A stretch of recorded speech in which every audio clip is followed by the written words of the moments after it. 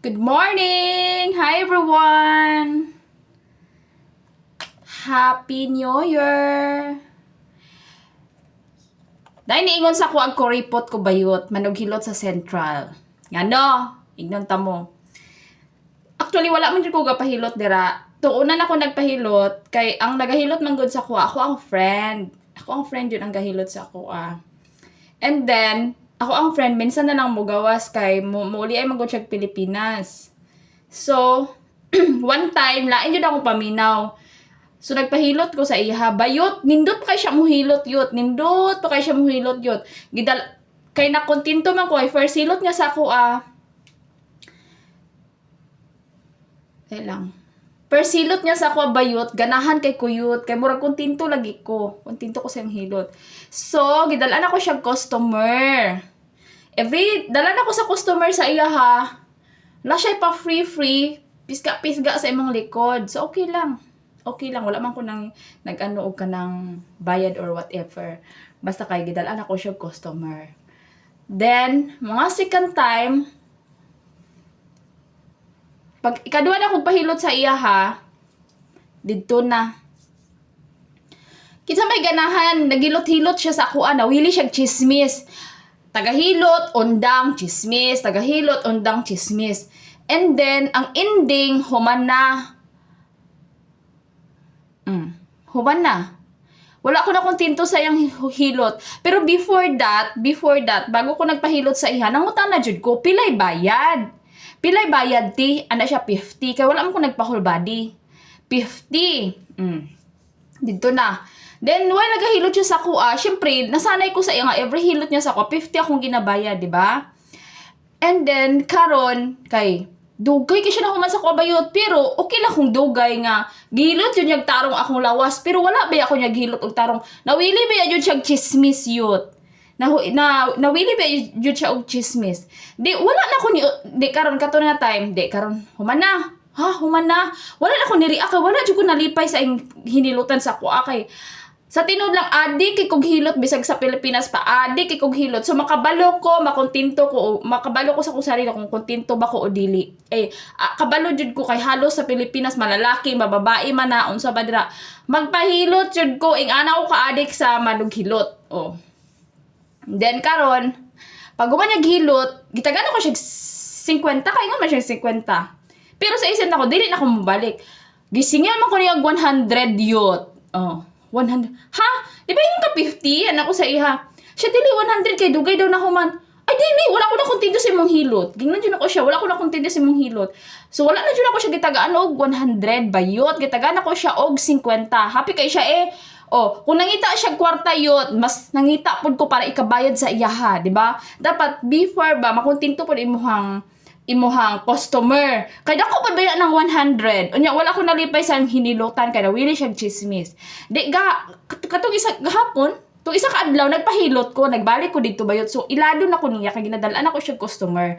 Wala ko nagpahilot sa iya ha. Kay pag-abot ako dito, man ko nga, kinsay nindot maghilot. Di, nasa lagi offer sa ko.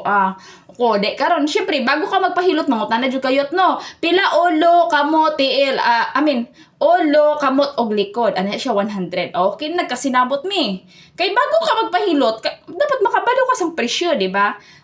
Di, karon, nagpahilot ko dito bayot. Ano siya, di, istorya mi, anak ko.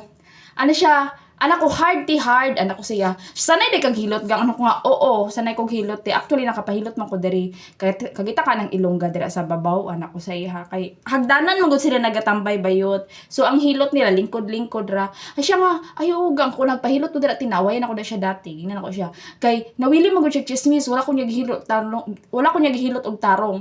Anak ko gidalaan pa na ko na siya customer dati. Anak ko, wala namin namali kay dili man maayo iyang serbisyo, anak ko siya. Kay kung nangita siya kwarta ti, mas nangita pod mi para ikabayad sa dako pod ba ng 100, di ba? Dapat worth it pod ba sa customer. Bayot kuya ko siya mohilot yut kay human na. Laliman ka ha, gihilot ko ni ate. Wala pa mi nahuman. Ang siya nakaduwan na. Pero ang customer wa na lipay. Wa na lipay jud, naghatag og kwarta siya, wa na lipay. Kay dili man jud ka makontento bayot, dili mo gud siya pinadali ba niya, hard kayo siya, harsh kay siya mohilot ba kanang murag kwarta good, ana ba? Pareha man mi ilongga. Katong ano, ako gingnan ko niya, gihilot ko ni ate.